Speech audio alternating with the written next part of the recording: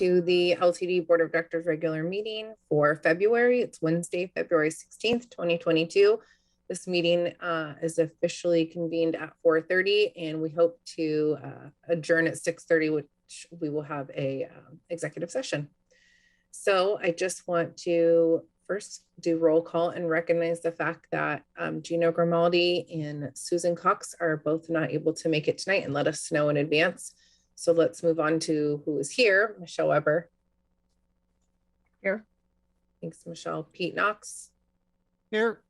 Thanks, Pete. Emily Secord. And then Don Norden.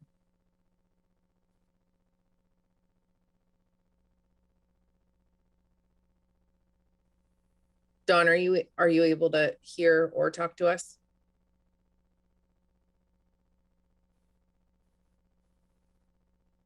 Okay, I see his name. We will wait till he pops on. So really quickly, just my comments for this evening are, I want to give a big thank you to the board members that were able to attend APTA's Transit Board Member Seminar on January 26th and February, I think it was 2nd.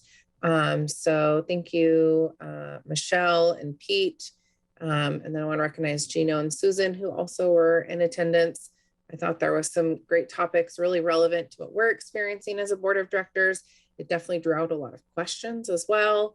And also interesting comparisons, of course, how we operate in our district versus people nationally.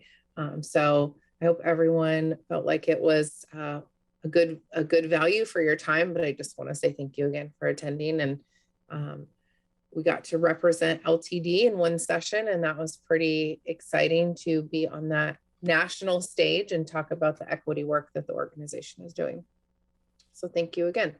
And then just a reminder that on February 28th, we have a work session with City Council. And so we look forward to seeing you there. There's Don. He's here. Hey, Don. Hello. Okay. All right, great. I'm going to turn it over to Mark for comments from the Can you hear me now? Oh, that's gone. Yeah, we can hear you, Don. Okay, yeah. I want to just parrot what Caitlin said about the APTA board member seminar. I appreciate you guys attending that, and Caitlin, you for presenting.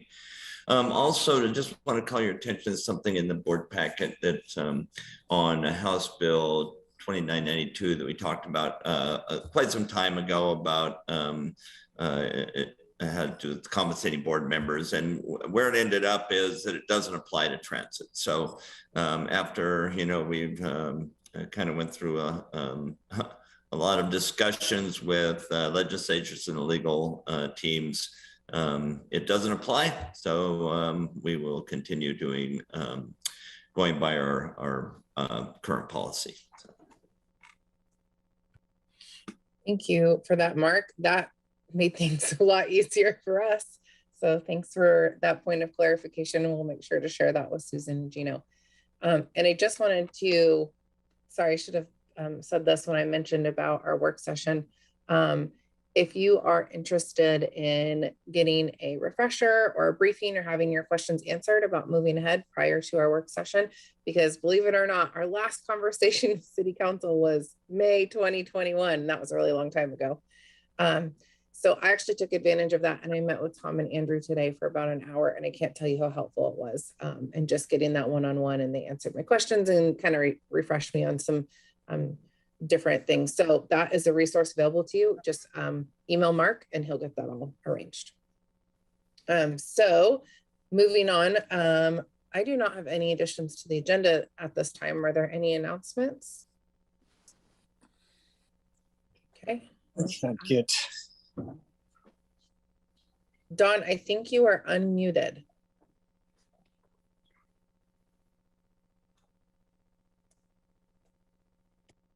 Okay, there we go. Let's go ahead and move on to Employee of the Month. So we are actually going to be welcoming Wendy, who is going to tell us all about Rebecca. Wendy is on her way over. Zoom is just going a little bit slow.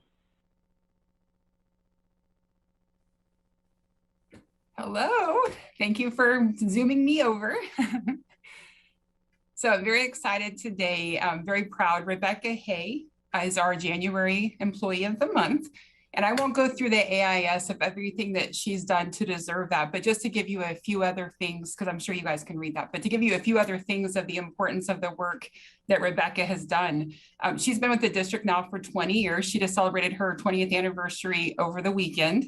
And so she has been just instrumental in the work that we've done here at LTD. She works in our materials management department, and she effectively leads her team, as you guys see in the AIS, to help us bring down the fuel costs, to help us get buses on the road every day, where part shortages and all of that. So she's been instrumental in that. She's started in the cash room 20 years ago and has slowly worked her way up through each department. She worked in payroll, she's worked in procurement, and she worked really well with Kalina Beard, our Director of Business Services, in setting up the materials management department.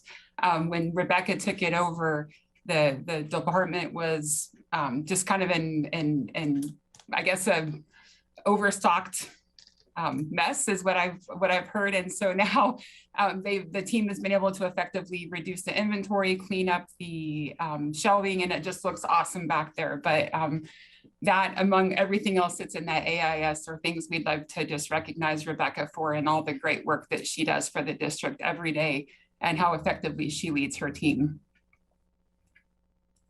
So congratulations to Rebecca, our January Employee of the Month. Thank you so much for sharing about Rebecca, Wendy. And man, I sure wish we could be in person to applaud her and celebrate her. And Rebecca, we appreciate your longevity at the organization and all the great things you've been able to accomplish, and awesome job getting those promotions and working your way up. And we're so lucky to have Rebecca on the team. Thanks for sharing today, Wendy. Yes, thank you. And on behalf of Kalina Beard, we're both very, very proud of her. So thank you. Perfect, thank you. We're catching up with our Employee of the Month, so we get a double today, which I'm really excited about. So we're going to be hearing from Brian, who is going to talk to us about Eric.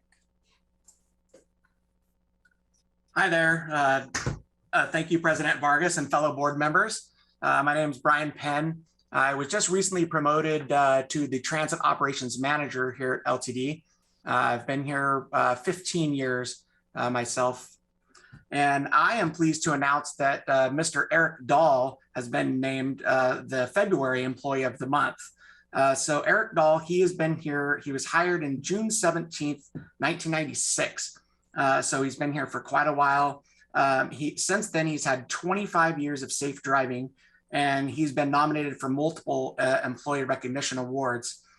He was previously named Employee of the Month May of 2008. So in this case, Mr. Dahlke was approached by a young man who was asking if his bus went to Green Acres and what would be a good time to catch the bus to get him to this destination by 11 o'clock. So he took the time to get out of his seat, show the young man how to read the schedule and exactly what bus would be the best one to get him there for that time. So this was a third party that really appreciated the amount of time and professionalism that Eric showed in doing this. And they really just thought, it only took a few seconds, but it really showed his compassion and his patience and his kindness, for the community and helping this young man get to where he needed. And then when we talked to his supervisor, Tracy, he said that what he really appreciates about Eric is his excellent record of accomplishments and his almost 26 years of providing outstanding customer service to the community. So on behalf of Jake and myself, we really want to congratulate Eric for all his many years of service and safe driving, and we're really proud of his accomplishment for this month. Yay, Eric. Eric is getting a virtual round of applause. Thanks for sharing about that, Brian. And thank you for your years of service. And also, please pass that on to Eric. And I would say, as a mom, the fact that he helped a young man figure out where to go is incredible. That shows that he's just a great role model as well, going out of his way to help others. And so we greatly appreciate that. He's had so many years of outstanding service, and he continues to be compassionate and excelling at his job. So thank you. We appreciate you, Brian. Thanks for coming on tonight. Thank you. I appreciate it. All right. Isn't it cool when we get to hear stories of these employees that after 20 something years are just still continuing to love what they do and give so much to the community and give so much heart and soul into their job? I love it. Okay, board member reports. So who would like to go first? I'll just quickly say on behalf of the contract committee that there are. Caitlin, I think that we skipped over audience participation accidentally. Yep. Sorry about that. Sure did. I just got so excited. One of these days I will figure this out. Camille, can you please do audience participation? Yes, I am not showing anybody indicating they would like to provide testimony just yet, but I'll go ahead and read through the instructions to give everybody a moment. To indicate that you would like to provide testimony, please use the raise your hand button. For those attending via phone only, press *9 on your phone to raise your hand. When it is your time to speak, your name will be called. For those attending via phone only, the last 4 digits of your phone number will be called. Please state your name, city of residence, and who you are representing for the audio record. Once you have provided testimony, your hand will be lowered. Please do not raise your hand again. Only one opportunity to speak is provided. For those unable or not wanting to speak publicly, testimony may be provided via email at clerk@ltd.org. Public testimony is limited to 3 minutes per community member. A timer will be displayed on the screen and will beep when the 3 minutes is up. And I am showing a couple of members now. And my apologies Phillip for Taylor. moving too fast. I'm so sorry about that. No worries at all. We have exciting agenda items, so it's easy to do. We are going to start with Phillip Taylor. Phillip, whenever you're ready. Hi, my name is Phillip Taylor. I live in Eugene. I'm a driver at Lane Transit. When I began as an operator at LTD 7 years ago, I had just welcomed a new baby. Just a few years later, we had our second. At the beginning of my employment, I was concerned about the flu and its risk to young children. This was the start of my research on airborne viruses. Now we have the most contagious airborne virus known washing over the planet in wave after wave with seemingly no end. When the pandemic began, there was discussion regarding possible upgrades to the air filters in the buses, but the logistics of physically filtering out viral particles would have been taxing on the HVAC systems, and the discussion didn't progress any further. Currently, our buses have MERV Level 3 and MERV Level 7 systems, and that they are both primarily designed to remove particles of dust or mold spores, with MERV 3 having a 20% efficacy and MERV 7 having a 50 to 60% efficacy. Since viruses are several orders of magnitude smaller at 0.01 microns, they pass straight through our current filters. I suggested in the summer of 2020 that we use UV-based systems and found a report from a transit system in Houston, Texas that tested and implemented just such a system in 2009, the ultraviolet germicidal irradiation systems. They were put on 14 buses of varying ages. The results were quite astounding. Testing showed a reduction of mold spores of 95% and bacterial and viral load reductions of 99 to 99.9%, all while saving $129,000 per year per 100 buses, with a return on investment of 18 months. These systems have since been implemented in transit districts across the country. Lane Transit has found that Thermo King makes a system that can be retrofitted to our fleet, but has yet to make any meaningful movement. Right now, our ridership is still far from pre-pandemic numbers, and I have a good sense as to why. People don't feel safe being crammed in a sealed box with a bunch of strangers, and I do mean cram. If you'd like a good example, catch the inbound 36 at Churchill at 3:38 p.m. on a school day. 50+ high school students shoulder to shoulder, and with the new electric buses, there aren't any windows to open. I heard from passengers firsthand between the Delta waves of COVID and the Omicron wave that people were nervous to come back. With the rollout and protection of vaccines, they started to feel safe enough. with the Omicron compromising vaccine efficacy, I've stopped seeing those people. We are also having trouble finding people willing to apply to drive a bus in that state. I see my time is almost up. I only have just a little bit left. These technologies aren't on the bleeding edge. They are tested and known to work and are already implemented at the Glenwood Administrative Building last December. Installing systems that will clean the air will not solve the issues related to ridership or hiring, and some people will still get sick, but it's a step in the right direction and would show a commitment to Lane Transit's highest ideals, safety and community stewardship. I will email all of the cited documents to you in a moment. Thank you for your time.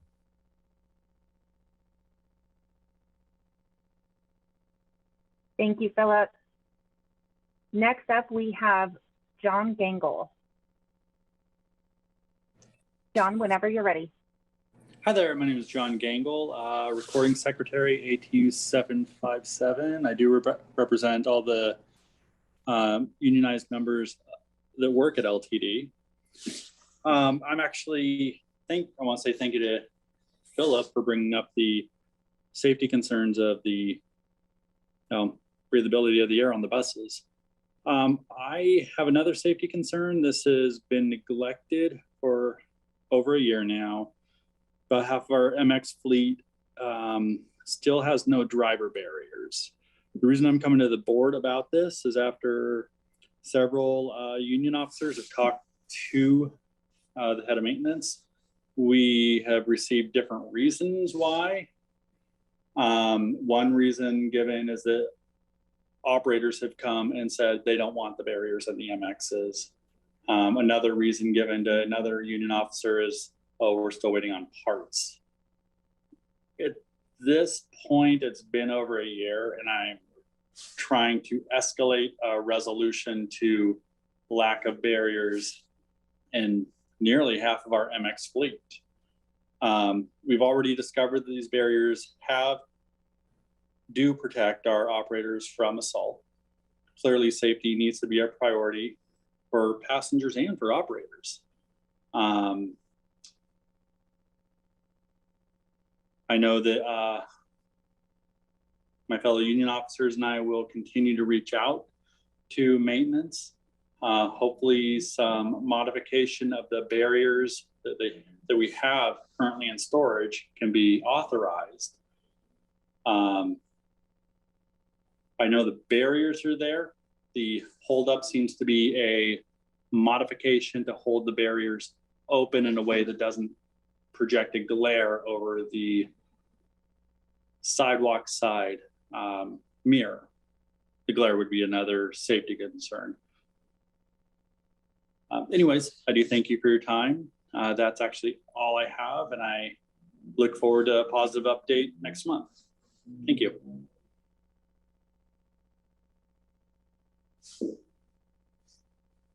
Thank you, John. And Caitlin, I am not showing anyone else indicating that they would like to speak, so I will turn it back over to you.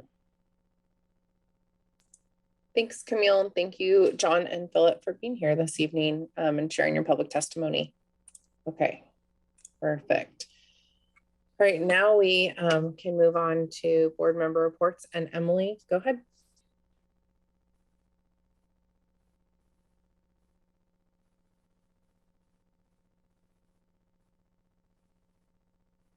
Oh, sorry, Emily, you were going to go in board member reports. Did you still want to say something? Sure, sorry, I just didn't want to jump in again. I was nervous. I just wanted to say on behalf of the contract committee, we did review a couple of documents that you'll see in the board packet. Michelle and I were in that meeting. We didn't have any major concerns. Although Dawn, you might have a question about whether or not there might be some solar panel opportunities, which we did not ask. And so I just wanted to put a pin in that in case it might be of interest. Otherwise, we were really happy with those proposals. And Michelle, did you want to do an ad hoc update, bylaws, or table it for now? I can get myself unmuted. Happy to share. Yes, the ad hoc bylaws committee met on the 7th and continued our discussion on fine-tuning some of the conversation we'd had around the bylaws themselves. And we then kind of dove into the board working agreement and kind of went through that and had some suggestions for additions and maybe just kind of some adjustments to where responsibilities would lie. So we look forward to finishing that work hopefully in March and bringing final recommendations to the board.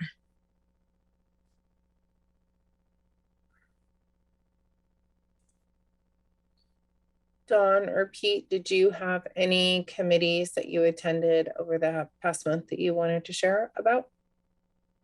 And Dawn, I had to miss the MPC meeting this month, so I'm not sure if there's anything you want to share about that. Well, I think the stuff in our package pretty much covers what we talked about at MPC and the Lane Act as well. I mean, we had a big presentation on the oh my God. Is it the regional transportation plan? That one was accepted. I'm trying to remember the one at Lane Act. We had the Veneta one earlier, but then there was a my stuff is on the other computer, and so I can't read the screen at the same time. Anyway, that material is on our reports in our package, so I don't really need to add anything. All right, thank you. Anything else before we move on? All right. Okay, so any discussion about the consent calendar items? Okay, I will entertain a motion.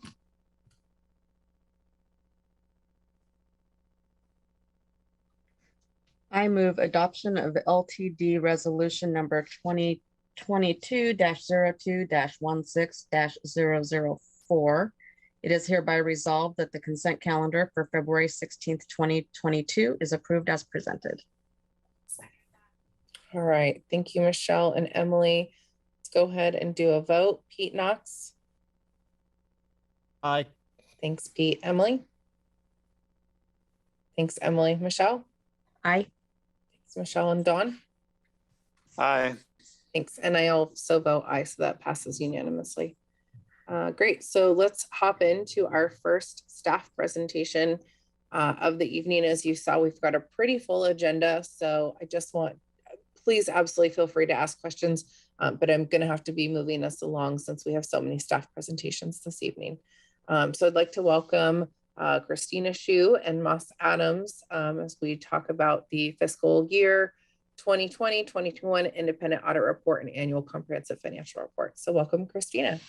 Yes, good evening. I would like to introduce our auditors from Moss Adams. They are Ashley Austin, our engagement partner, and Kelly Jones, who's the senior audit manager. And they were last here to speak with you in September when they launched the audit and shared the audit plan. And they will present the results of their independent audit of LTD's fiscal year 2021 financial statements and internal controls. And I'll hand it over to Ashley and Kelly. Thank you, Christina. Can everybody hear me? Great. I'm going to go ahead and share my screen just to go through our presentation, but it's meant to be interactive, so please feel free to stop me. Generally in Zoom though, my presentation's on one screen and you're all on the other, so if you could just use your voice instead of raising your hand, that would be helpful. I'm joined today with Kelly Jones, Senior Manager on the engagement, and she's going to help us walk through some of the slides as well, but I'm going to kick us off.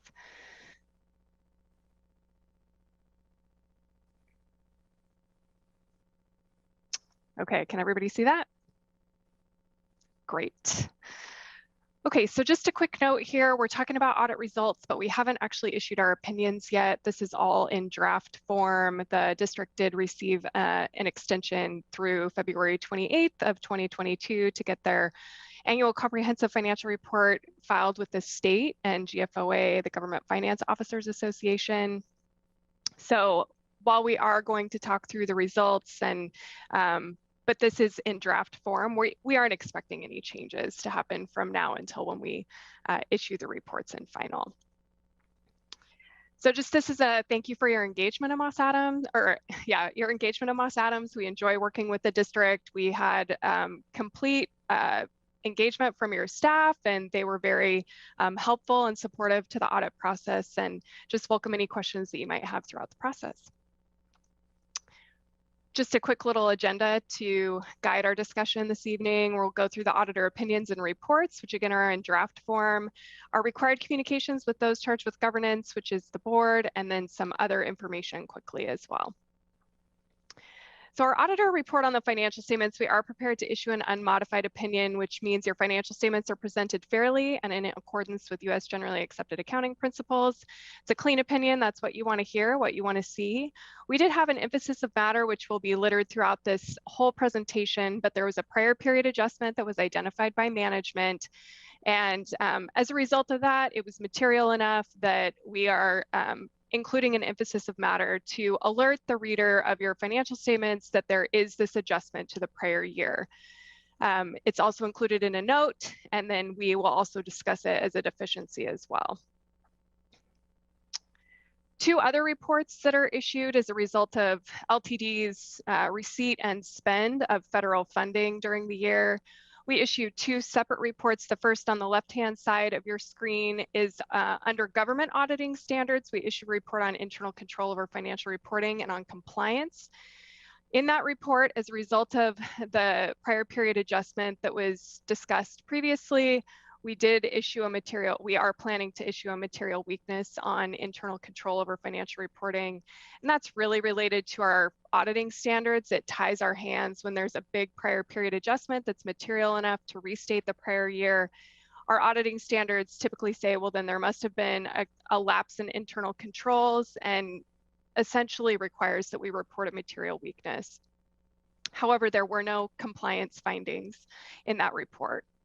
The second report on the right-hand side of your screen is related to the federal funds that we focused on. The major program is what we like to call it, and that is the federal transit cluster that we spent time auditing this year.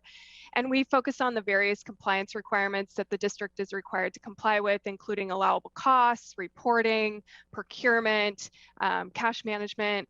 We look at all of these different compliance requirements, making sure that all of the internal controls are in place and that the district complied with the compliance requirements appropriately.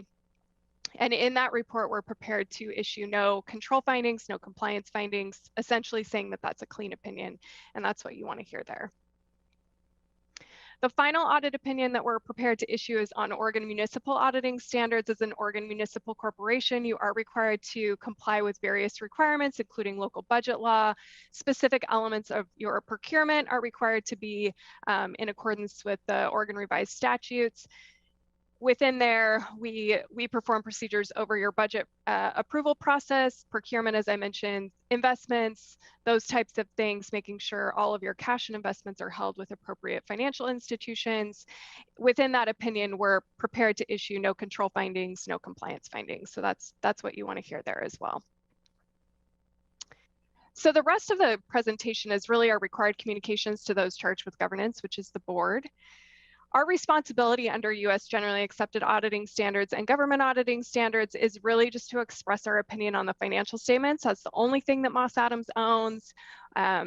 Management does draft the financial statements. So the only thing that we actually have an ownership over is that report that slides in to various pages in the financial statements that are issued. We do perform our audit in accordance with auditing standards issued by the AICPA as well as government auditing standards, but that is really to obtain reasonable, not absolute assurance over the financial statements that they're materially correct. So that means that we don't audit every dollar nor audit every transaction. We set a materiality. We also consider internal controls over financial reporting as a basis for designing our audit procedures, but we're not required to look at those internal controls to issue an opinion. And then finally, we communicate findings that in our professional judgment are relevant to your responsibilities and your oversight role. The plan, scope, and timing of the audit, we did meet with you back in September. It's hard to believe that it's already February, to talk a little bit about our plan, what we were going to focus on when we plan to issue the financial statements. This is our opportunity to let you know if anything changed. We did communicate that we would issue the financials, our opinion, by December 31st. There were lots of unforeseen circumstances that happened, not only the prior period adjustment, but some staffing issues, those types of things that happened. So we are planning to issue before February 28th, which is the extension, the date the extension is through for both the State Audits Division as well as GFOA. So at this point, I'm gonna hand it over to Kelly to walk through a few slides, and then she's gonna hand it back to me. Thanks, Ashley. I will go ahead and start by talking about the significant accounting policies for the district. Management's responsible for the selection of appropriate accounting policies, and those are described in the footnotes. And then during the audit, we review any changes to the significant accounting policies or implementation of new policies. And there are 3 policies that were adopted during the year. They're listed here. Gasb84 was intended to improve guidance regarding identification of fiduciary activities for accounting and financial reporting purposes. Gasb90 is intended to improve consistency and comparability of reporting a government's majority equity interest in a legally separate organization. And then Gasb98 established the term annual comprehensive financial report, replacing the previous comprehensive annual financial report. These standards didn't result in any significant changes as a result of the adoption, and there weren't any other changes that were identified for the year ended June 30th, 2021. And we believe that management has selected and applied those accounting policies appropriately and consistently with those of the prior year. We also consider management judgment and accounting estimates as part of the audit. We apply audit procedures to those estimates, and the estimates that we wanted to point out today are the useful lives of capital assets, estimated liabilities for claims and judgments, and then the pension liability and other post-employment benefit liabilities. We deemed all of these estimates as reasonable during the audit. Next, we would like to point out any disclosures that are sensitive due to significance to the users of the financial statements. And the most significant disclosure is included in Note 1, which is the disclosure of the reporting entity and significant accounting policies. This reports the operations of the district, as well as the most significant accounting policies used by the district. We also draw your attention to Note 4E, which details the district's restatement of certain June 30, 2020 balances, which Ashley referred to previously. If there are any difficulties encountered during the audit, we would communicate those at this time. None of those have occurred. We're also required to report if there are any significant audit adjustments or unadjusted differences. There were neither of those during the audit. As part of the audit, we also consider potential effect on the financial statements of significant risks or exposures and uncertainties. If required, there's a general disclosure in the footnotes to the financial statements that the district is subject to potential legal proceedings and claims in the ordinary course of business. Additionally, if we have any disagreements with management, we would report those at this time. We're pleased to report that there weren't any disagreements. As Ashley mentioned, it's great working with the district as usual. And I will go ahead and turn it back over to Ashley. Thanks, Kelly. So also as part of our audit process and audit results, we also are required to communicate any material weaknesses identified, any significant deficiencies or non-compliance or identified as a result of our audit procedures. And as you will see, there was one material weakness identified, which I referred to earlier. And that's really related to the prior period adjustment that was identified by management that adjusted June 30, 2020 year-end balances. And just to give you a general gist of what happened, the district has been slow to sign grant agreements, specifically with the Federal Transit Authority, FTA, and other agreements as well. And in an effort to match revenues with associated expenses, those revenues related to the grants that haven't been signed, but they are aware of how much money that is going to be received, they just haven't been executed yet. Those revenues were recorded in June 3rd in 2020's financial statements. Unfortunately, the Gasb 33 specifically states that that's an eligibility requirement. You have to have that signed agreement in place in order to recognize the revenue as well as incur allowable costs. So management worked independently to identify the amount of the restatement. It was right around 6.2 million to restricted net position for June 30, 2020. There were also some adjustments 2 years prior to June 30, 2020, as you can see in the MD&A. As a result of all of that, we are issuing that material weakness, as I mentioned, because it's above our materiality threshold for the financial statements that's professionally, in our professional judgment, determined prior to the audit process beginning. Recommending that, you know, a process be developed by which management identifies when those contracts are executed, and it sounds like management is well on its way to putting that into practice. So just in general, I don't think this is going to reoccur. It's just a cleanup of 2020, and a material weakness sounds very significant and should be of a concern, but this is a technical accounting issue that was missed not only by management, but also by Moss Adams. So from that standpoint, I would say this could be alarming if this is something that you're listening to and hearing for the first time, which I don't think it should be, but if it is, I would just urge you that if it happened again, it would be a concern. But from this standpoint, it is a technical accounting matter and something that was cleaned up in 2020 and will be cleaned up hopefully going forward in 2021 and going forward. In terms of significant deficiencies and non-compliance, none of those were noted. We did have a few best practice recommendations that we have communicated to management over the course of the audit process, none of which rose to the level of a significant deficiency or material weakness that needs to be communicated here.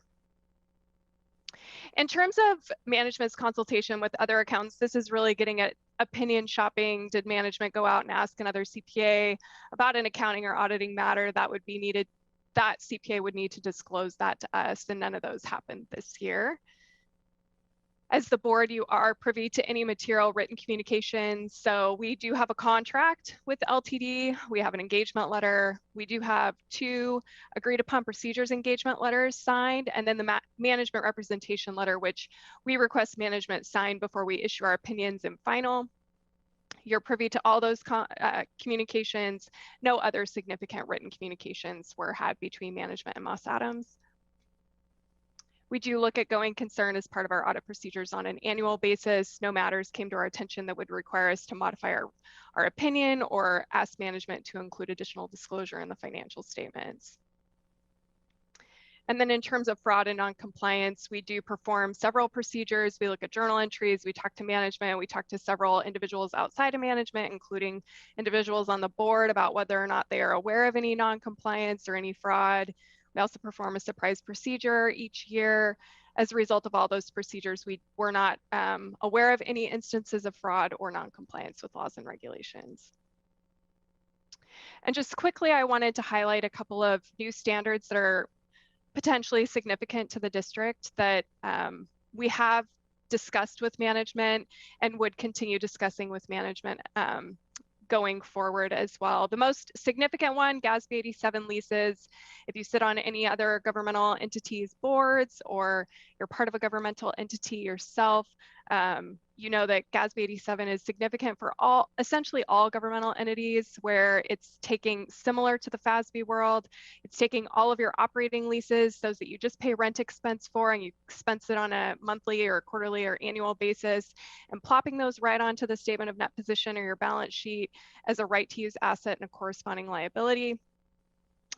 Those would be amortized, of course, over the course of the term of the lease. And then just FYI, that is effective for June 30, 2022 year end. The other item that we are recommending that be adopted together is Gasb96, which is subscription-based information technology arrangements, which would just need to be considered if you have a cloud-based system that is hosted by the district, that is obtained from a vendor. If that looks like a lease agreement, feels like a lease agreement, it's accounted for in a very similar way. The other items won't have significant impacts on the district that we're aware of as your auditors, but again, just continue to recommend that you advocate for your staff to go to specific trainings to educate themselves on these particular standards, knowing that Moss Adams does host a variety of webinars throughout the year that also help educate individuals throughout the district, and then anyone that wants to join those webinars as well. And just in case you aren't able to ask a question or you have one that pops into your mind after we leave the presentation today, please feel free to contact us at any time. Our contact information is here. And then just a big thank you, not only to the board, but also to management for all of your support, and just overall, thank you so much for all of your efforts. It's been a rough year, I think management would say. So thank you again for all of your support. And I will open it up for questions. And Ashley, just go ahead and call in folks as they have questions. And thank you for such a great presentation.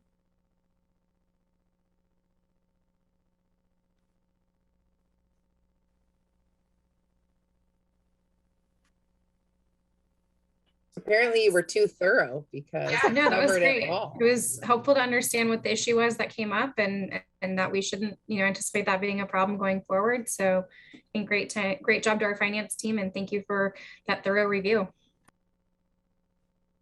I would just be curious, is there anything that Christina wants to add after that presentation? Just any comments from that side? Nothing really. I think Ashley did a very thorough job explaining everything. And I just want to thank our finance team. They worked exceptionally hard this year to get these financial statements out. We had a lot of, illnesses and different things that had impacts, and they worked very hard to get these out. So I just want to thank our finance team, because they did an awesome job in what was a very challenging year for us. Thank you. Thank you. Yeah, and I just support that too. Our finance team does a great job, and they actually caught the deficiency themselves, right? Because of the thoroughness of what they do. So it was it has been challenging for them. They've done a great job. So.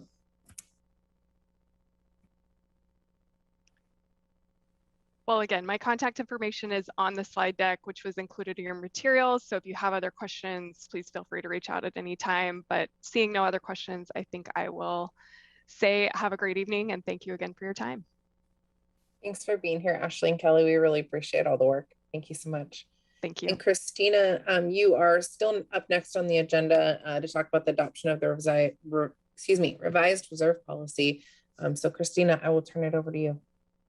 All right, great. Can you guys see my screen? Yes, okay, excellent. Well, I am actually very excited to bring for your adoption our revamped reserve policy. As always, in all that we do, at the forefront of our minds are our mission, vision, and values. Reserves in particular are an important way for us to ensure that we meet our mission of connecting our community in a consistent, reliable, and safe way. The reserve policy for your adoption is a major overhaul of the previous policy. The new policy meets an important strategic tactic of our strategic business plan, which is community value. You might be wondering how reserves provide community value. Our value to the community is through the services that we offer. Providing those services consistently, reliably, and in a quality and fiscally responsible way, especially when those services are most needed, provides great value to the community that we serve. Imagine the disruption if people could not safely and reliably get to work, to school, or to the grocery store during a recession or government shutdown. Or if buses were not available during emergencies to get people to needed services like cooling or respite centers. Imagine if service had to be reduced every time we had high inflation or the state made changes to our funding. Reserves are an important tool that eliminates or at least minimizes disruption to our vital services as a result of both foreseeable and unforeseeable events. There are three main reasons that you need to have a reserve fund. Reason number one is for unforeseen expenses or cash shortfalls. Reason number two is for replacement or repair of our assets and infrastructure. And reason number three is to be able to take advantage of unexpected opportunities, including competitive grants. Using that criteria, we recommend a reserve policy that designates 4 specific purpose reserve funds and the opportunity for the board to designate additional reserves as deemed necessary. The first 2 reserves are sustainable service reserves, and that's these 2 here. These reserves are for the purpose of maintaining consistent, reliable service levels that can weather economic downturns, high inflation, disasters, and emergencies. The cash flow reserve is to ensure adequate cash on hand to cover temporary cash flow shortages due to things like government shutdowns and other grant reimbursement delays. The capital reserve is to ensure we have adequate dollars to carry out the board-adopted community investment plan and to allow the district to take advantage of competitive grant opportunities. What if a competitive grant is available to pay to upgrade our fleet and reduce our maintenance costs, but like with most grants, requires the district to have funds to match? We would want to be able to have money in reserve to be able to take advantage of the opportunity.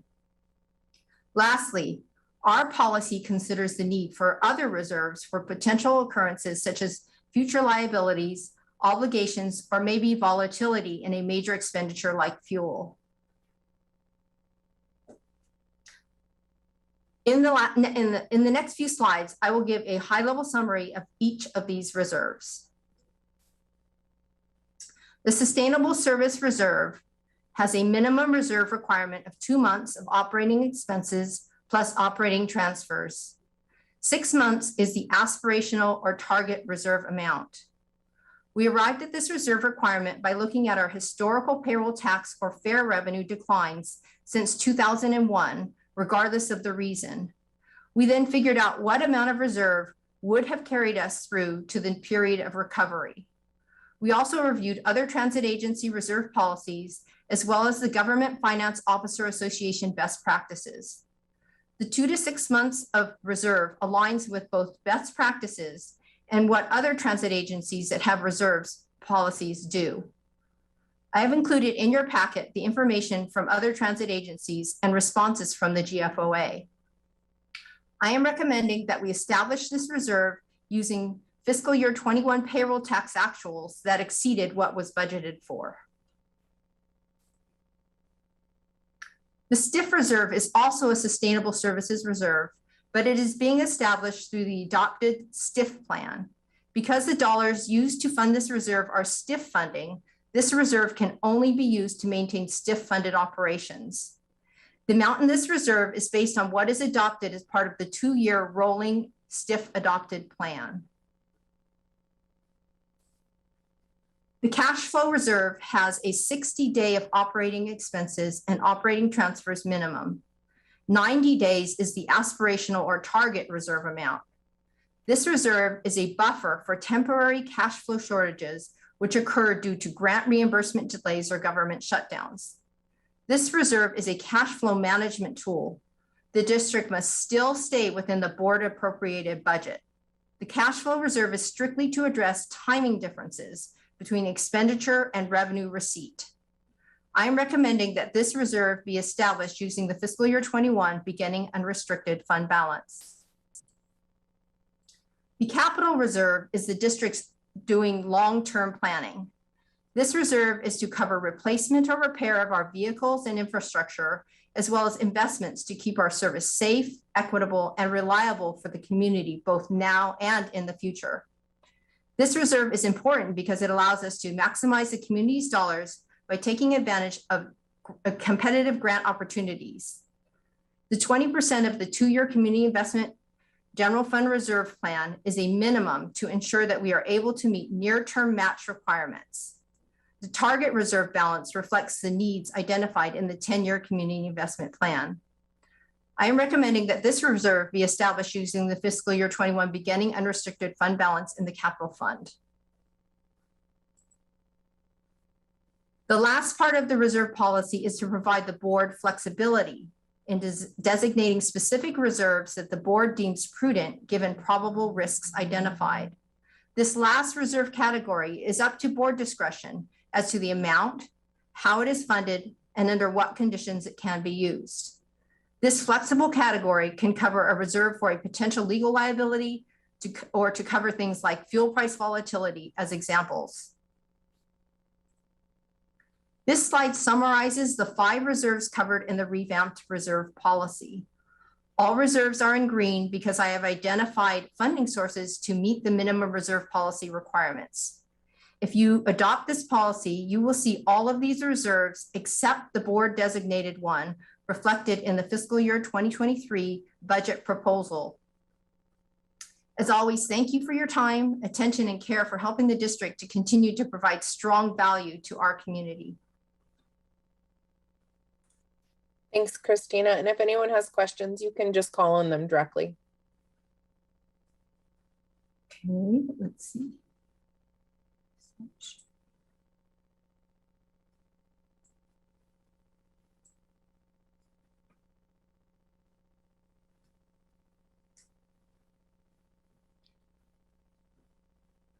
Well, if no one has questions, I would like for you to adopt our policy, please. I like that. Thank you for being straightforward. And thank you for the presentation. It's exciting to talk about reserves because it's like talking about stability of the organization. So thank you for such a great presentation and mapping it out in an easy way to digest. So as Christina said, if there's not questions, the resolution's on page 77 of our packet.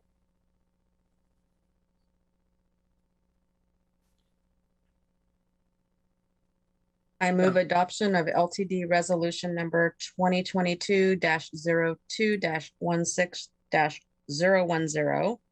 It is hereby resolved that the LTD Board of Directors adopts the revised reserve policy as presented.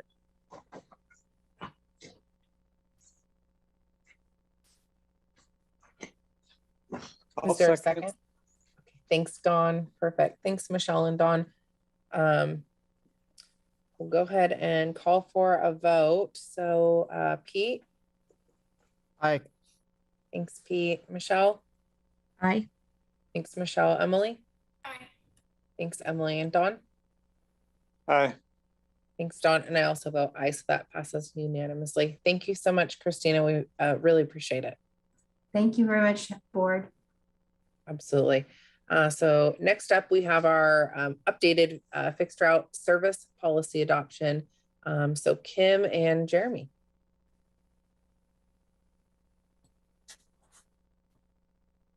Good evening. I assume you just called my name. Sorry, there was a... No, you're fine. I know when you're moving over, sometimes there's that gap. But yes, Kim, whenever you're ready, we're excited to hear from you. Great. Well, thank you for having me back here. I'm here to ask for your adoption of our updated service policy. So as you recall, this item was brought to your board work session about two weeks ago. And at that meeting, myself, as well as other staff and consultant, provided a presentation about the history and the context of a service policy, why and what it is. And then we also summarized the proposed changes from our existing service policy, which was last updated in 2014. And we noted that the changes were mainly to provide more information and clarification on certain sections of the existing policy. And then since that time, we went back to make some minor formatting changes from the draft version that was presented in your board packet last time. And so the updated version is in your board packet this time around.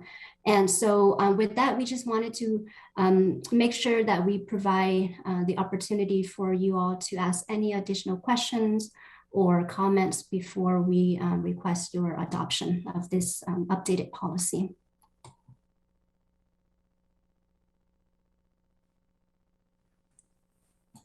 Okay, what questions do you guys have? Cam? Yes. I have a question about the rural services. It's designated as infrequent and, well, limited. That seems, well, I mean, you have your policy reasons for doing that, but it seems that doesn't define some of the services that we get that are very important to the exurb communities. I mean, if we're having some of the services are very well used. I haven't been keeping track of what's going on since the COVID thing happened, but I know the number 8 was a very productive, or the number 98 was a very productive service for a long time, and regularly used and very important for this South Lane community. Yeah. Yes, go ahead, please. Okay, John, thanks for your question. So in the service policy, the previous as well as this current one, we defined the types, the 6 service types. And so it's right now broken down by the frequency is how often it runs the headway in a day. And so with the rural and limited service, it's typically defined by the fact that it doesn't run, let's say, as frequently as every 10 minutes or every 30 minutes with our urban routes. And so whether or not we want to provide more service, because as you mentioned, some of our routes do have quite a number of riders on them, we can definitely analyze that and add service to that. But right now in the service policy, it's just defining those typologies. Does that answer your question? Yeah, yes, essentially. So I'm just, I realize it's a definition and a description of what you do. I just hope it doesn't limit what is possible for future services. But thank you for that response. Thank you. Any other questions on the fixed route service policy?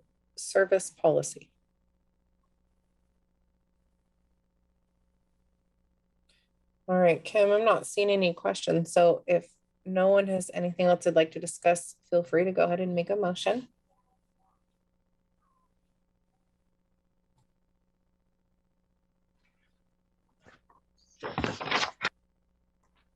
Well, I'll move to approve updated fixed route service policy resolution number 2022-02-16-011.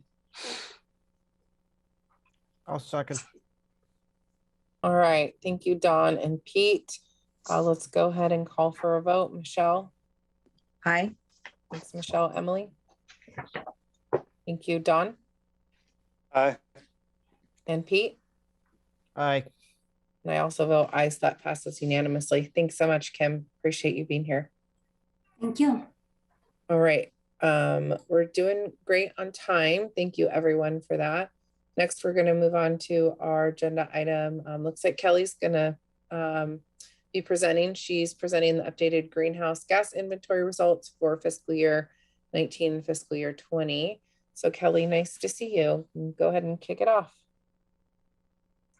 Great, thank you so much. Let me get my presentation up here.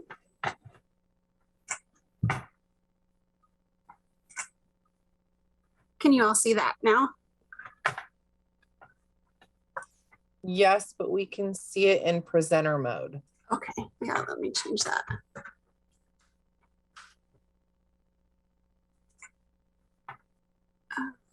Let me move this over here. Oh, excuse me.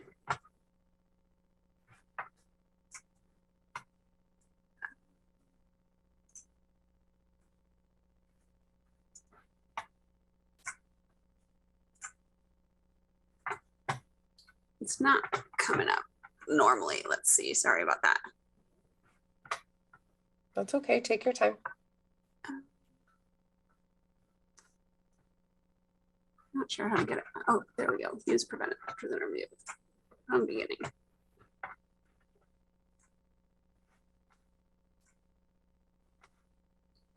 That? Nope. Sorry.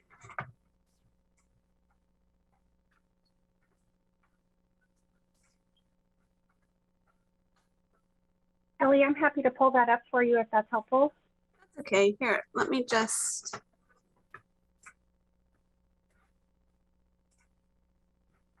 Move you back over here.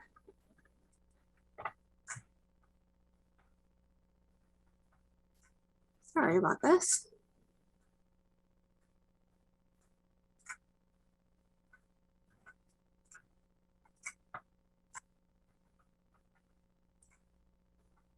Is that showing now, or it's probably still not showing correctly?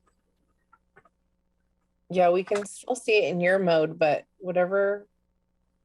Wonder why. Oh, turn it off. Presenter mode. This doesn't usually happen. Sorry about that.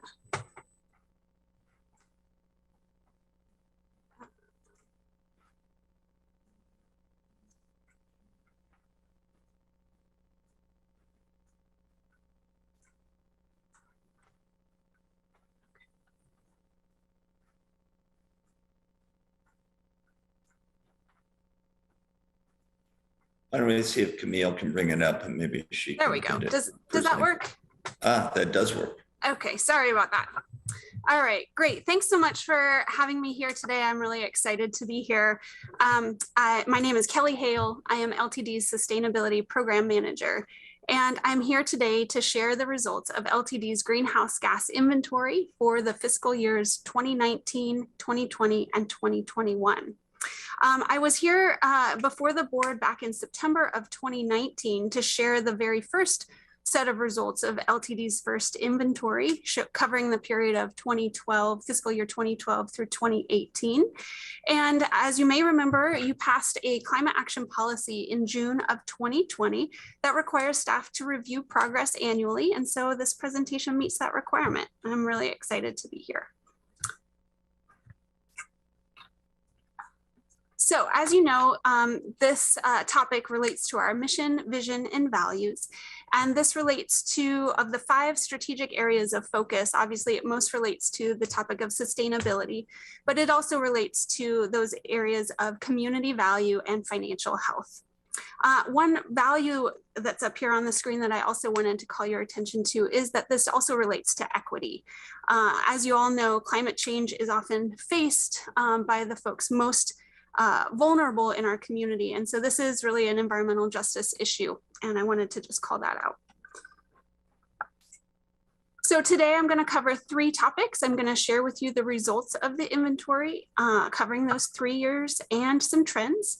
Then we're going to touch on the climate action policy progress and touch on question and answer at the end. We'll also be talking about how it relates to our strategic business plan. So as it relates to this study and what we did, you probably remember from the last time I presented that when an organization looks at the greenhouse gas impacts from transit, there are both impacts from our operations as well as benefits from transit being provided to our community. And so we wanted to understand those net impacts from transit and look at the emissions produced as well as those emissions displaced. So I'm going to start by talking about the emissions produced by transit, and then I'll go into those community benefits in just a moment. So when you think about transit's operations, we know that there are some impacts associated with the energy use that we use in our owned fleet vehicles, the energy use used in our owned buildings and the stations that we operate, as well as there are refrigerants that we put into our vehicle air conditioning systems that cause climate impacts.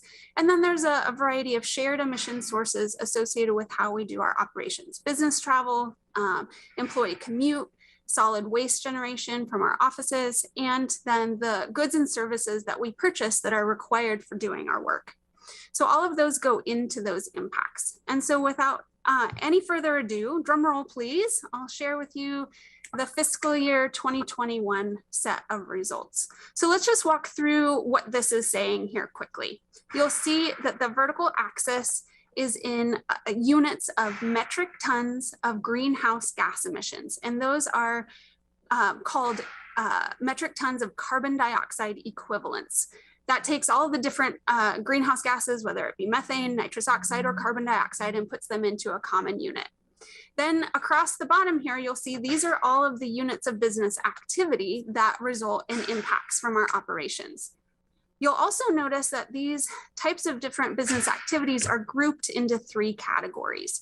And these relate to some guidance that greenhouse gas accounting protocols give on how to think about these different business activities.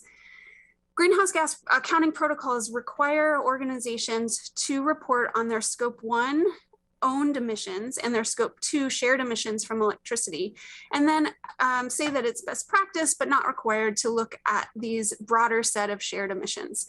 And I'll just say quickly that the reason for that is that the owned emissions, or your Scope 1 emissions, are those that you have the most control over. These are emissions that come from assets that LTD owns and manages, and so we have the most direct control over these. Everything else is a shared set of emissions that we have in partnership with other entities. So for example, Scope 2 is a set of specific shared emissions with our utility partners for the provision of electricity, but everything else we have less control over, but that doesn't mean that we don't have any influence. And so even though we may have less precise accounting methodologies, which you'll notice by the fact that these are suspiciously round numbers here, it's because those are based on estimates and best available methodologies. And so naturally, your climate action policy that you passed back in June of 2021, or excuse me, June of 2020, focuses primarily on our Scope 1 emissions, specifically from our fleet. So then when we look at the results here and we see that the key lessons are that of the things that we have the most control over, our fleet is still the largest, but we've had significant progress. You may remember from the previous set of inventory that in previous years, our emissions from our owned vehicles were around 10,000 metric tons. And so this 2,000, just over 2,400 metric tons is a significant drop, 77% reduction, which is really exciting. And that's primarily due to our switch from fossil diesel to renewable diesel. We've also invested in our electric buses, and in June of 2021, those first 11 electric buses went into service. And then, as you also know, there has been a slight reduction in vehicle miles traveled through service reduction. So that's related here. Now, when we look at the broader set of picture here, we also see that there are some larger emission sources, but we'll talk about those in a moment here. When we look at trends, we can see that those fleet emissions have been relatively stable over time, right around that 10,000 metric ton mark. So that's what's here until we hit the pandemic, and there was a slight reduction in vehicle miles in 2020. But the real success here is that we were able to reduce those emissions significantly in fiscal year 2021, again, due to that fuel switching from fossil diesel to renewable diesel. When it comes to those other categories, everything else in the yellow is fairly small. That includes everything except these other 2 Scope 3 categories. The upstream energy is really a matter of looking at the life cycle of the fuels that we're using for our fleet. And so those are related to the fuel choices that we're selecting. And then those supply chain emissions, you can see those are the ones that really vary dramatically year by year, depending on our expenditures. And so in years when we have been successful in competitive grant funding, you'll see we might have significantly higher emissions. So in this midsection here, you'll notice that we were spending grant dollars on building the West Eugene MX. And that's what a lot of these larger emission sources here in these years. And then recently, we've invested in a lot of new bus purchases. And so that's what these supply chain emissions really are focused on in the current years. So back to those emission benefits from transit. there are two different types of benefits that transit provides for our community. The first is what they call a ridership benefit. And this is really looking at a reduction in vehicle miles traveled in our community from people taking the bus instead of a private vehicle. The second type of benefit is really about land use and looking at if a community has transit, the fact that development tends to happen right around transit stops and stations can facilitate compact development in a community, reducing vehicle miles traveled no matter what mode of travel you're in, whether that's walking and biking, or whether that's in a private auto or on the bus. It reduces those vehicle miles traveled by making shorter trips. So when it comes to just that ridership benefit, we can see the juxtaposed here in the blue, you've got multiple years of data of LTD's impact from our operations. That's what I was showing on the first slides. And then juxtaposed here is that ridership benefit from people taking the bus instead of using their personal vehicles. And the good news here is what we've already known, transit is an important strategy to reduce greenhouse gas emissions in our community. It's been significantly higher than our impacts in all years, but in 2021, it's exceptionally high, at more than 3 times bigger than our impacts from our operations. Now, that is to say, we've also been experiencing a trend we would like to reverse, which is the fact that our ridership has been declining over time and has been exacerbated by the pandemic. So as we get back to our return to ridership campaign when it's appropriate to do so, we hope to reverse that trend, but we also know that we are still providing community value much in excess of our impacts from our operations. When it looks at both the types of benefits, the ridership benefit as well as that land use benefit, we can see that LTD provides significant value for our community. In the blue here on this chart, you can see that these are the greenhouse gas emissions associated with gasoline in the entire metro area of the Eugene Springfield metro area. And so when we look at what the value is that LTD provides for our community as a whole, without a transit system in this community, the community greenhouse gas emissions could be up to 17% larger than they are today. So I came in December and provided a little bit of information about our fleet procurement plan. And at that time, we covered what our climate action policy was. So I'm just gonna skip these 2 slides. You have this in your packet. This is what the policy was, just as a refresher. But I'm gonna skip straight to the good news that LTD is on track to not only meet, but exceed the climate action policy and fleet procurement goals that you passed for us. I'll go through those 3 goals quickly here so you can see kind of our progress to date. So on goal 1, where there were 25, the goal was to have 25 battery electric buses into our fleet by 2023. We are on track to exceed that goal. We have 11 battery electric buses in service since June of 2021. The next 19 to get us to a total of 30 have been purchased, and we are excited to start receiving them throughout this calendar year. We will then receive them, test them extensively, and when it's appropriate, put those into revenue service as well. Goal 2 had 2 parts. So goal 2A was to phase out fossil fuel use completely by 2035.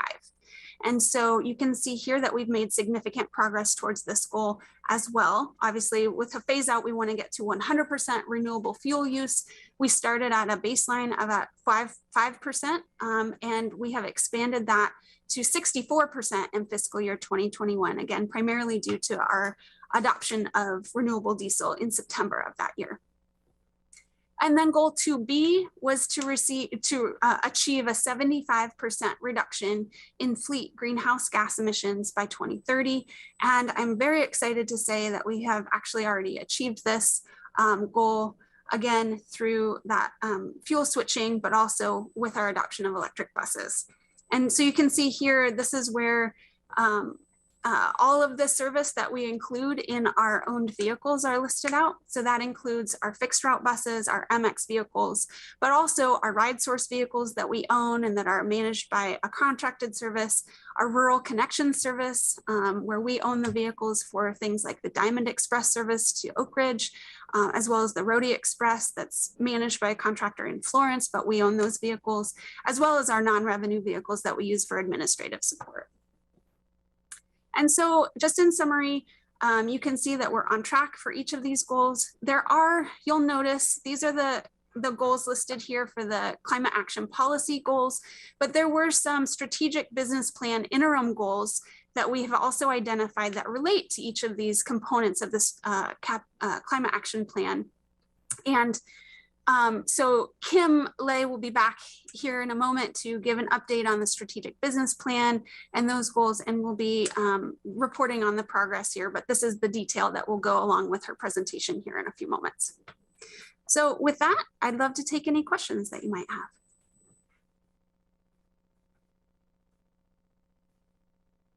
Kelly, that was awesome. Thank you so much. I didn't think to ask this before, but when you mentioned it, I thought it might be worth just getting a picture because of the 77% reduction that you showed us. Can you tell us how much of that you think might be from reduced miles, just out of curiosity? And if you don't know offhand, that's totally fine. Yeah, no, so the main part of that is reduced, is related to reduced miles, is going to be for our ride source service.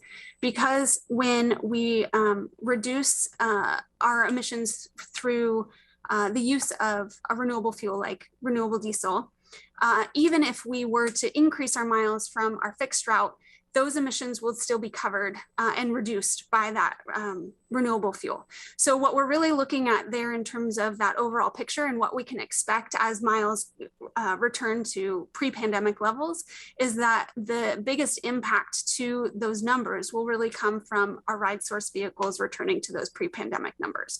And that's primarily our gasoline consumption there, because we don't have an easy drop-in gasoline alternative right now. And so I don't expect that that number will change dramatically because we didn't start using renewable diesel until September of that fiscal year. So once we get a full year of use with that renewable fuel, we'll see continued drops to that percentage. But it won't be, you may not see a steady decrease over time. It may be, it may change over time due to the availability of the fuel or some of those issues as we recover miles and continue to explore use of alternatives. Awesome, thank you. That was really helpful context. Thank you for that. Yeah, great question. Don. Kelly, in the further detail on page 138, there's a reduction in the use of electricity. I was kind of puzzled by that. I mean, we were using more electricity and then we put electric buses in service. Do you have any comment about that, why that might be? Sure, yeah, so you'll see that when we come back with the next round of results that will include fiscal year 2022, that the emissions from electricity will probably increase because in fiscal year 2021, mostly we didn't have an extensive amount of electric buses in service. We had started to receive the 11 electric buses that we have currently in February of that year. And so it really only includes from February to June of testing. And those buses didn't go into revenue service until June of 2021, which will be part of the next fiscal year. That the electricity one as well, though, also relates to, there is a change in each year, the emissions factor associated with electricity.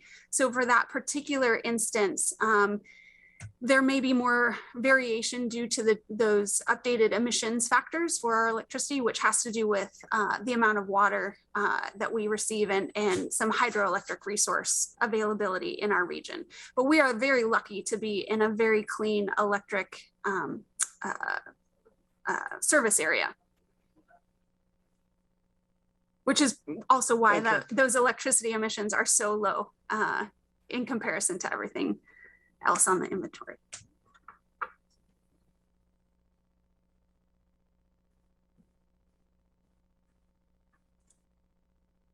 more questions for Kelly?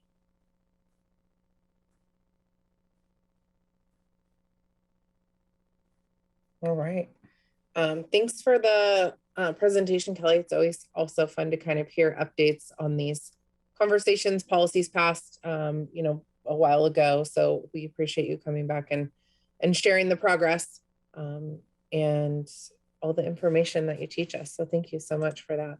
Thank you so much. Yeah, thanks, Kelly. We will hope to see you again soon. We're gonna move on. We are exactly right on time in our agenda at 5:50.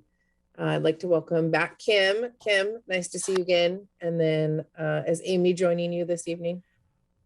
Hi, I believe she should be. Okay, there she is. Yeah. She's on her way. The Zoom lag. No problem. So Kim and Amy, welcome. And then you guys have 15 minutes till we have to move into our last agenda item for the evening.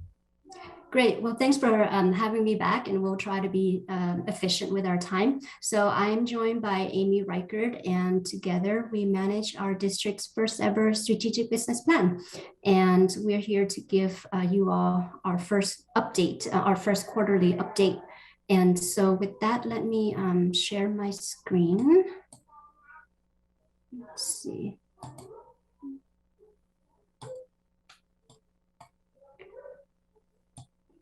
And move myself over here. So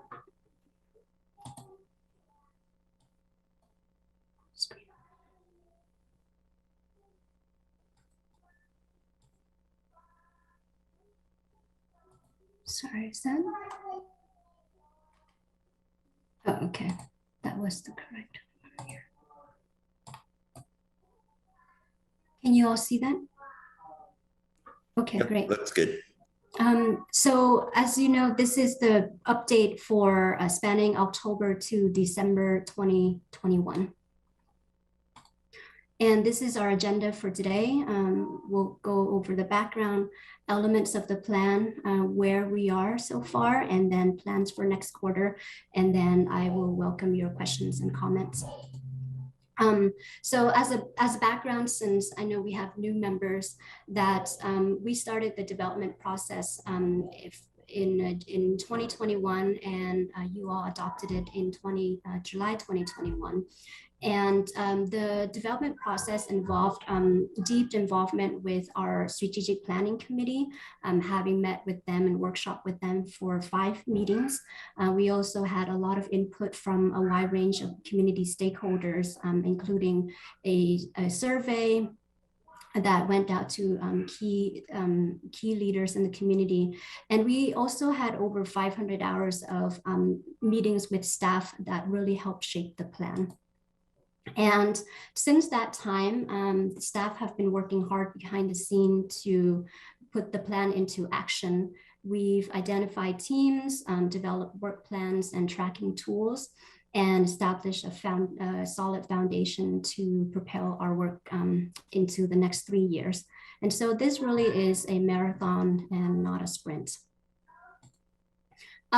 So you'll see, and you saw this with Kelly's presentation, that as part of the strategic business plan, we updated our mission, vision, and values. And so moving forward, our presentation templates will have this, this slide as a reminder of why we do what we do and what we strive for.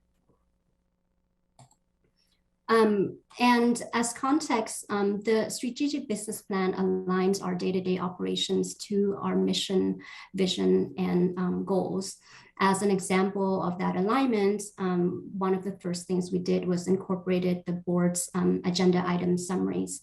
And it's also a performance management strategy. And we leveraged the process to address organizational change management and leadership development. And so as an example, the GM's performance evaluations are aligned to our strategic business plan goals and outcomes.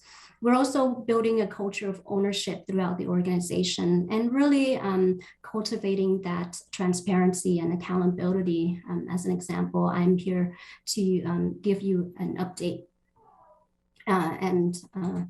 So these are the, as you recall during the plan's development process, this slide is a reminder that the board has set clear direction and on the goals and outcomes that we want to achieve as an agency. And then the board has also empowered staff to manage how and who is responsible for getting the work done that reproduces the overall outcomes. And so with that, this is where we are in terms of our 5 strategic areas of focus that you all adopted. So each of these areas of focus has outcomes associated with them. And this is where we are in the first quarter. So in the area of customer satisfaction, we had set a goal to achieve a net promoter score of 55. Currently, LTD's average as a baseline from 2014 to 2021 is at 20%. And we're currently analyzing past survey results to hone in on where we want to focus our efforts in the area of customer satisfaction so we can bring that 20% score up. In the area of employee engagement, we want to achieve a score of 65. Because we've never directly measured employee engagement, we're in the process of establishing the baseline with a employee engagement survey coming out this spring. In the area of community value, our goal is to establish a baseline and then improve on that by 5 points. And so similarly to employee engagement, we've never actually formally measured our value to the community. And so we'll be conducting a survey, a community value survey this spring to establish that baseline. In terms of achievement of our 3-year financial plan targets, we are well on our way and on track. The fiscal year 2021 audited financial results indicate that we're structurally balanced, meaning that our annual operating revenue were less than or equal to our annual operating expenditures. And we're focusing on 3 things to keep the district financially healthy, as Christina had presented earlier, and that includes board-informed decision-making through the new quarterly reports, developing the reserves to mitigate the impacts of unexpected financial impacts, including the reserve policies that Christina talked about earlier. And we're also focused on continuous improvement to increase the cost efficiency of our service delivery. And then lastly, in the area of sustainability, Kelly has talked a lot about this just earlier, but we are actually at 77% of our current GHG fleet emissions reduction from our 2018 baseline. So that's, we are really on our way. And this is, as you recall, the tactics are those major projects or activities that we say we would undertake to achieve areas of focus outcomes for the next 3 years. And this is just to give you a snapshot of where we are currently. And so we are at 17% overall completion for the year, and it varies by each strategic area of focus. And so with that, I'm going to turn it over to Amy to talk about our scorecard. Thanks, Kim. So all of the tactical efforts that we've been undertaking is really in service of achieving our key success outcomes across our 5 strategic focus areas. In order to measure our progress, LTD has identified 24 metrics across the 5 strategic focus areas that we're scoring and evaluating in order to help keep us focused on the right priorities. We're targeting a perfect score of 100 by 2024, and scores are calculated by an independent third-party consultant based on the metrics we report at each quarter. Next slide, please.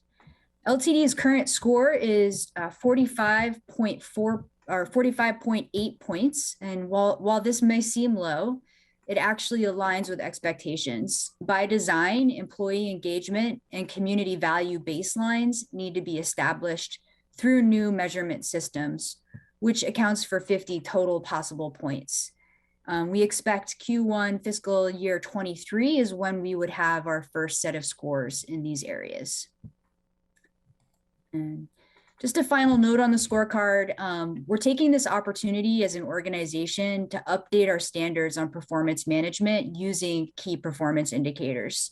And we're currently in the process of developing a dynamic dashboard to share out our organizational results, both internally and externally. This visual provides a very rough snapshot of what we're working on. We hope to produce an interactive dashboard for public and internal use during our first year of work on this plan. And so we are very busy this quarter, being Q3 from January to March 30th.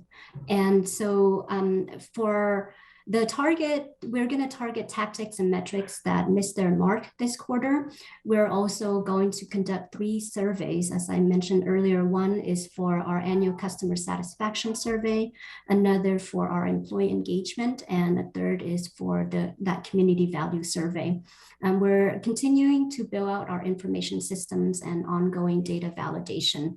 And then, as Amy mentioned, we are looking forward to publishing a available dashboard, and then start to really integrate the strategic business plan into our other rhythm of the business and cadences. And so that also includes moving the monthly ridership performance reports that you get onto a quarterly basis. So in keeping consistent with the financial report and the strategic business plan quarterly reports. And so I'll conclude by saying that the strategic business plan is the North Star by which will guide our work for the next 3 years. And we want to acknowledge that the board has set the clear direction for us, and we're implementing tactics and measuring success in a manner that hasn't ever been done before. And so the first 1 or 2 quarters is really about calibration and learning as we go in some ways, and that we're getting all the systems in place and the foundation to help us continue for the next 11 quarters. And so with that, we're going to come back to you every quarter. So the next time will be in May to give you an update on our Q3 progress. And so I'm happy to, myself and Amy will be happy to take questions and comments at this time.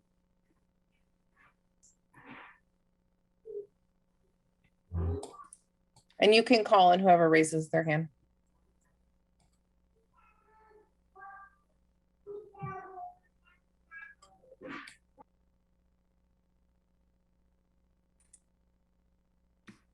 Well, I'll make a comment. I just want to appreciate you guys updating us on what this rollout looks like and how we're going to be sharing this publicly. So thank you so much for just kind of the weight of having to do something new like this, but it's so great that we're learning not just how to measure our values in our strategic business plan, but also importantly how we share them. So thank you so much for that. And then Dawn.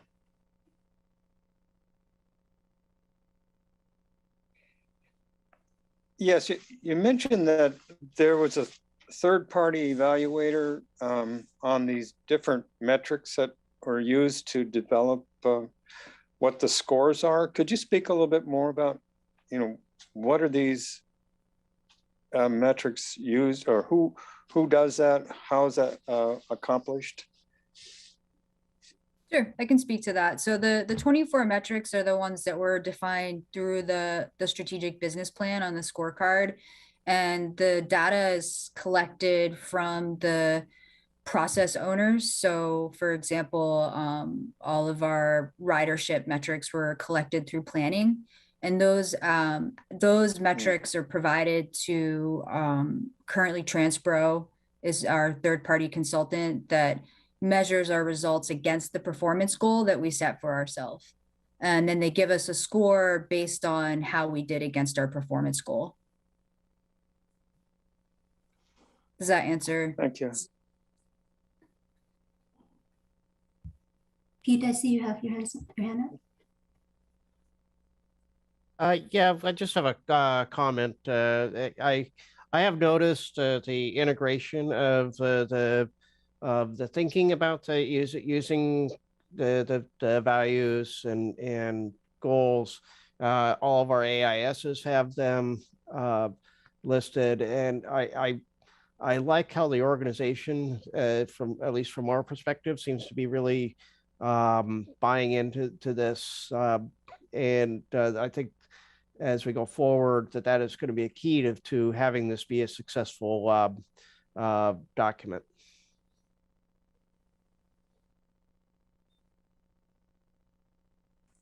And we need to move on to our next agenda item, but I want to make sure for those board members who haven't had a chance to ask a question, if you had anything you wanted to ask Amy or Kim. This was a great update. Thank you. All right. Well, thank you, Amy. Thank you, Kim. We very much appreciate that.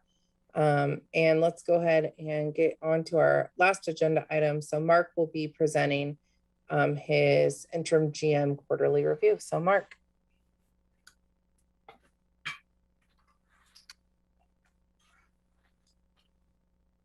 Yeah, I'll get there eventually once I figure out where my mute button is. I think I'd have it figured out by now. But, yeah, so part of what we do with the quarterly report on our strategic business plan is have a discussion about the general manager and how the general manager's been performing.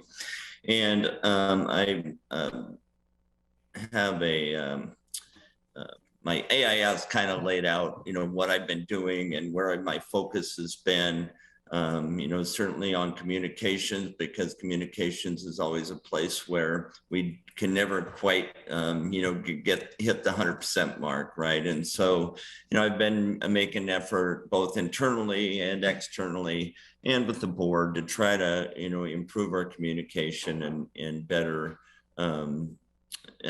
give everyone opportunities to discuss issues. And then leadership development is another place that I've been focused on with the directors, particularly because, you know, strong leadership is just key to a successful organization. And, you know, we want to really, the strategic business plan, as you've seen from Kelly, Christina, and Kim and Amy, you know, that we've really kind of changed our language over the last few months on how we look at performance, and we're really focused on you know, defining our success and being outcome driven, and that's what this is about. And so I'll walk through some of these things about, and I'll add a little bit to what Kim and Amy talked about. And, you know, you understand the scorecard, and we're 54 out of 45.4 out of 100 points, and the 100 points is a 3-year goal. There was some really good opportunities to capitalize on some of these performance measures pretty quickly. And so it was really good to see staff take advantage of those. You know, the customer satisfaction role, well, we decided the 55% net promoter score is, you know, the goal that's attached to my performance compensation, right? Well, we really overshot that goal. That is not a goal that we're going to most likely accomplish this year. But you know, that being said, it's only one measure of everything else we're doing. And the reality is we've, as far as other scores for the customer service aspect, we've actually got a 19.6 out of 30. And again, that's a 3-year goal. So we're doing a lot of really good things in the area of customer satisfaction. When you look at on-time performance and people's feeling of safety and security, so we're just failing on the net promoter score, which we just undershot. So, you know, overall, yeah, you know, we didn't get that one, but I feel good about how we're treating our passengers and the input that we're getting from them. So, Employee engagement, again, is one that we haven't really got going on. We knew we wouldn't this quarter. And we probably overshot the 65% engagement score as well. So probably some more performance conversation will be left on the table, but that's okay. This is, the whole point of this is really to kind of change how we do things and really start being more performance and outcome driven. And so we're really paying attention to the things that matter, our goals and values, and these things just reflect that. The community value also is another area we knew we wouldn't get to in the first quarter. We've got some work to do with some surveying and creating that baseline. So over the next couple of quarters, we'll be working on that and making sure that we get those in place. Actually, in the financial health scorecard, we went beyond our goal, and which is a tribute to our finance staff, and we've really been paying attention to things that drive up our costs, and Christina creating a reserve policy, and we just have had some really good budget discussions, and it really is about how do we maintain our long-range financial plan, and we need to have a budget that looks the long term, and so we're having those really good conversations. And so this is an area where there is a request for some performance-based compensation because of what we've accomplished in that area. And then in the sustainability area, now that's an area that we just knocked it out of the park because there was technological opportunities that we could take advantage of, and it made a huge difference in our goals. So having a 77% reduction in our greenhouse gas emissions is incredible. And so that's another area where I am requesting some compensation for the performance. So I think overall, in the discussion here should probably be just on, one, there's a resolution that you adopt approving the compensation and my performance, but I would like to have a discussion about performance, right? And what you need out of me, what I'm doing well, and maybe, what you would like to see me do more of. I think it's important that we do have these quarterly conversations, just because then, we're all upfront about expectations. And so I am going to leave it at that and open it up to the board. Does anyone have questions for Mark, response on what he just presented, or anything that you see in the AIS? Dawn, go ahead.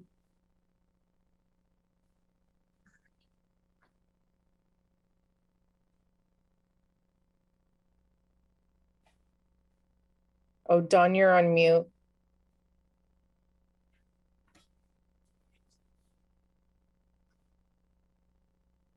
I'm sorry, this system seems really unstable tonight.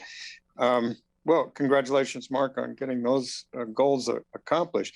I had a question, kind of relates back to our first agenda item with the employee recognition. And the one person, I'm sorry, I don't remember the name right now, but the woman who did the software thing and saved $200,000 in the budget. Do we have anything comparable to compensation, or is there any bonus possibilities for people who take initiative to do something that'll save the district that kind of just the money that's there? Or does the compensation all come down to, well, the general manager's in charge and the general manager gets the compensation? Just currently, yeah. So we're changing the model and how we operate, right? And part of that is, having market-based and performance-based compensation systems. Now, you don't put those in place quickly, but it's where we would like to get to. And so, as we moved to the strategic business plan, and I kind of put my neck out there and said, okay, as we move this, I'm going to be the first one that, tests it out. And, but, we've been talking about performance-based compensation and for a while, but we've had a lot of turnover in HR, and that's got to be an HR function. And so our awards and recognition or performance-based compensation models have just not quite gotten off the ground, but it is a goal for us to get there.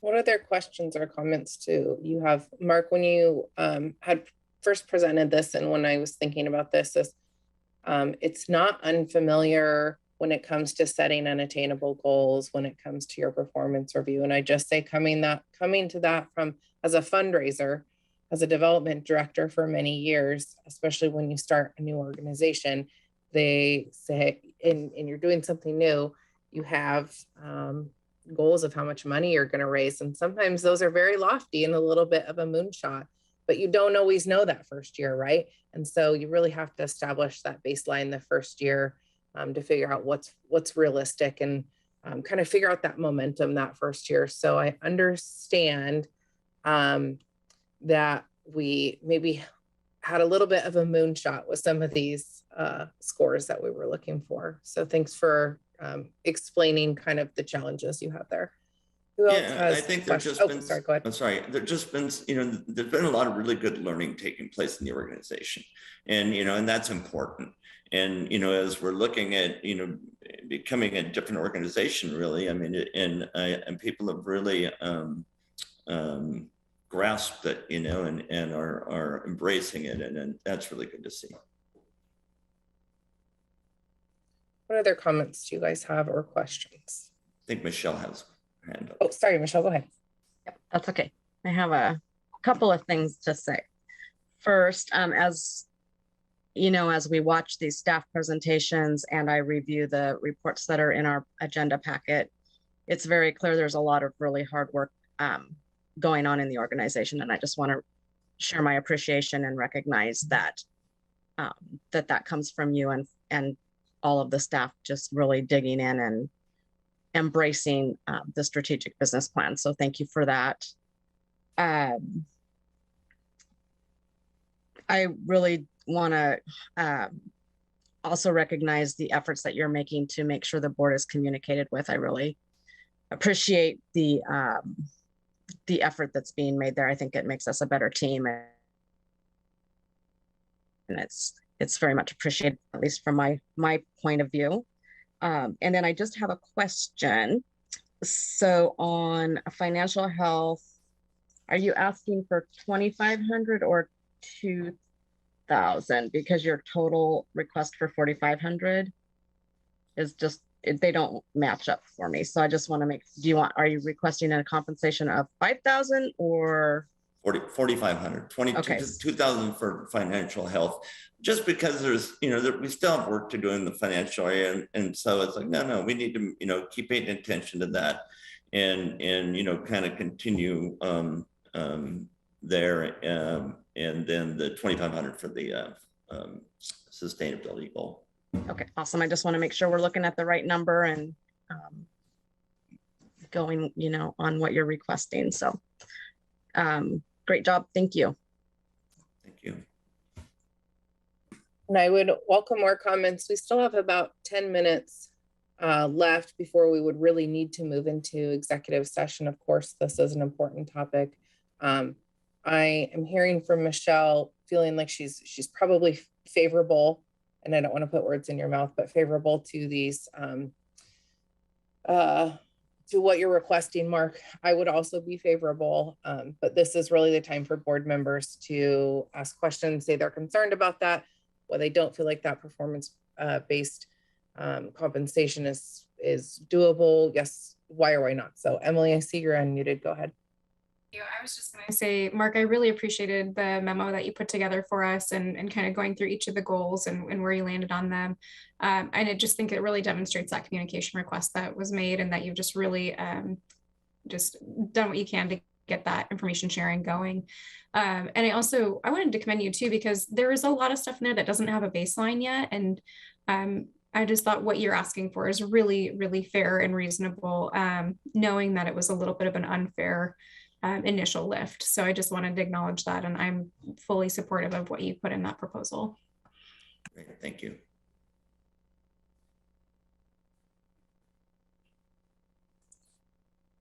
Well, if no one else, oh, Pete, go ahead.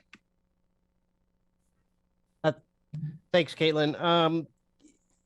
Yeah, I just wanted to say, echo exactly what Emily just said, and you know, when I was on the strategic planning committee while we were working on this thing, and we kind of all knew going in that it was going to take time to get to a point where we understood where everything was going to be, and I agree that your requests are pretty fair and balanced as far as recognizing those things and the performance measures that are out there, and it's kind of a tough lift on some of the other things. So yeah. Thanks, Pete.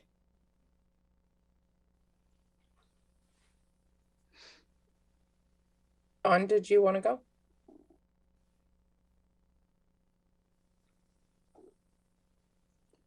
Am I here? Well, I would just recommend adoption of resolution number 2022-02-16-012. I can second that. Great, thank you, Dawn and Emily. Let's go ahead and do a roll call vote. I will start with Dawn. Aye. Thanks, Dawn. Emily. Aye. Michelle. Aye. Thanks. And Pete? Aye. And I also vote aye, so that passes unanimously. Thanks, Mark, for preparing that. Thank you for giving the presentation, answering our questions, and of course, thank you for your service and stepping up as interim GM and for the great job that you're doing and the effort that you're making in these ever-evolving times. So we greatly appreciate you and thank you for all that you're doing. Yeah, thank you for that. And again, any time that you have any issues, concerns, certainly reach out to me. Keeping the discussion going is important for me as well for you. So thanks. Perfect. I just want to remind all board members, of course, at the end of our packet, we always have department reports. I always see a robust marketing and communications report. So man, Teresa and Pat, you are killing it. Thank you so much for always having so much information, so much for us to look at, and goes beyond us just liking all your stuff on LinkedIn and Facebook and Instagram. So thank you for that. And then also importantly, we have our upcoming agendas. So this is where the board can review what we should be seeing in upcoming work sessions and regular board meetings. So if there's ever anything that you feel like could be added or you have questions about, this is the place you start, is by reading what's going to be upcoming in our meetings. So with that, we have to move into executive session. And so I'm going to let the board members know you have a separate link in your email so that we are going to, Camille, can you correct me? So do we adjourn this meeting and then go into executive session? Is that right, Camille? I was just going to say, I am happy to read the script, the executive session script.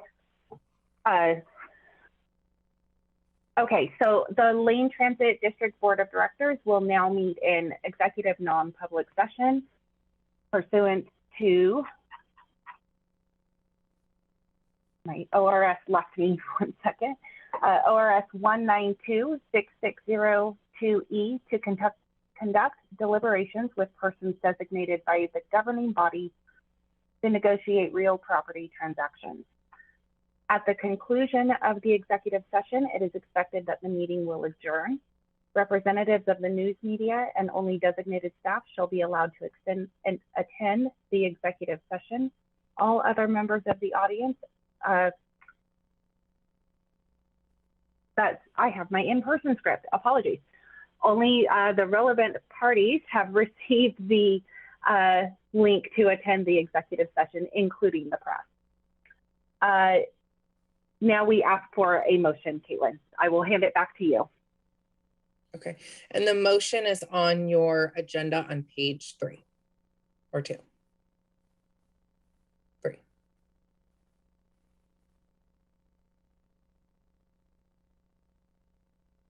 And it's in the italics where it says, I move that the board move into executive session. Move that the board move into executive session pursuant to ORS 192.6602E to conduct deliberations with persons designated by the governing body to negotiate real property transactions. Great, thank you, Emily. Camille, do we need a second or vote, or is that just the motion is fine? You're good. Okay.